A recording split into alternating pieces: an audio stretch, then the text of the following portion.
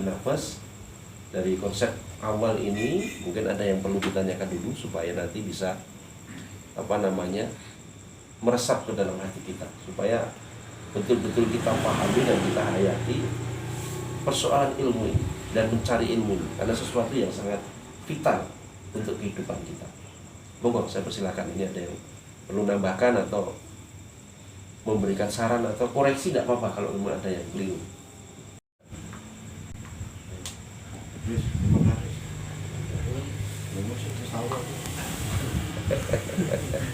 Alhamdulillah.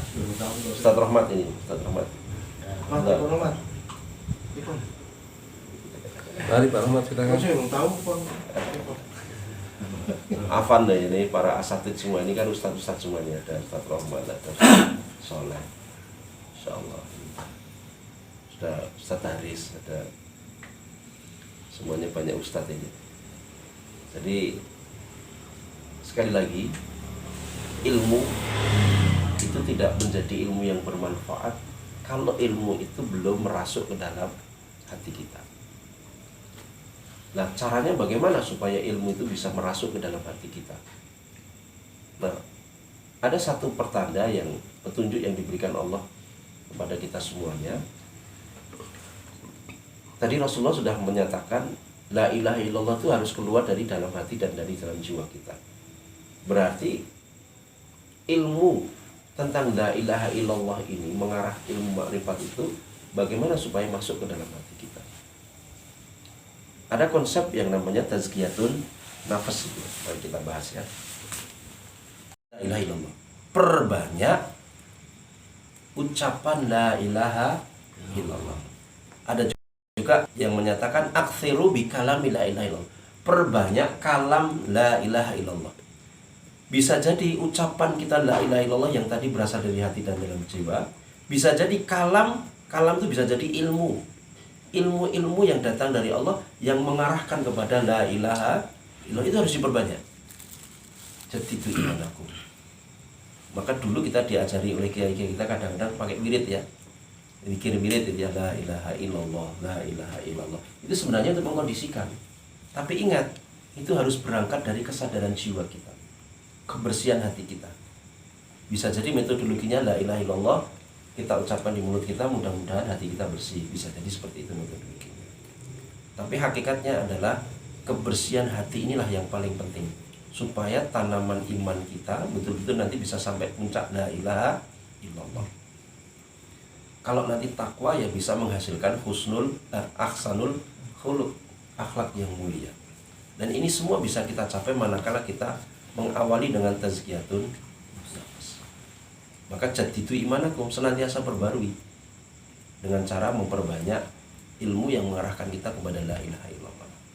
Memperbanyak wirid kita, zikir kita tentang la ilaha illallah. Nah, saudara-saudara sekalian, mungkin ini ya yang bisa kita pelajari bersama, mudah-mudahan bermanfaat. Sekali lagi, saya mengharapkan ada masukan dari teman-teman, ada saran, ada revisi, ada koreksi. Kenapa? Karena memang saya sendiri juga baru belajar, dan ini kita belajar bersama. Mudah-mudahan dengan kita saling belajar ini menjadi orang-orang yang menurut Rasulullah, khairukum man ta'allamal Qur'an wa 'allama. Sebaik-baik kalian adalah orang yang mau belajar Al-Qur'an dan mau mengajarkan. Itu saja yang bisa kita pelajari pada kesempatan malam ini. Sekali lagi, ada hal yang kurang berkenan mau dimaafkan, ada yang keliru, insya Allah nanti kita revisi di lain kesempatan. Kita akhiri taklim pada kesempatan malam ini dengan bacaan hamdalah. Alhamdulillahirrahmanirrahim. Subhanakallahumma rabbana wa bihamdika asyhadu an la ilaha illa anta astaghfiruka wa atubu ilaik. Assalamualaikum warahmatullahi wabarakatuh. Waalaikumsalam.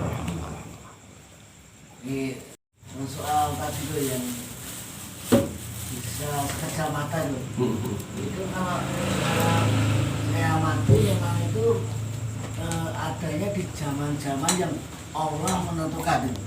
Jadi misalnya zaman Nabi Sulaiman, dan zaman Nabi Daud, dan kalau di Nabi Muhammad itu kan kayaknya sudah di stop ya. Jadi, kita mengenal Nabi Muhammad itu di perang Uhud kan masih bisa kenal ngasih apa sinyal apa ya, ada yang tanggal berapa itu waktu dikejar orang itu kan dia juga berdarah meskipun belum sama tanah tapi saja Ya. yang itu kan kalau kita mengamati itu kan sudah Allah itu di masa-masa itu ada tapi memang di masa kita itu memang sudah tidak ada yang diberi ilmu Allah tinggi yang dulu yang bukan ini sebagai pertimbangan bahwa mungkin kalau sekarang cuaca itu kan ada yang diberi jin, jadi kita harus hati-hati gitu. Oke, Mbak Tuswan tadi seringnya. Jadi begini, betul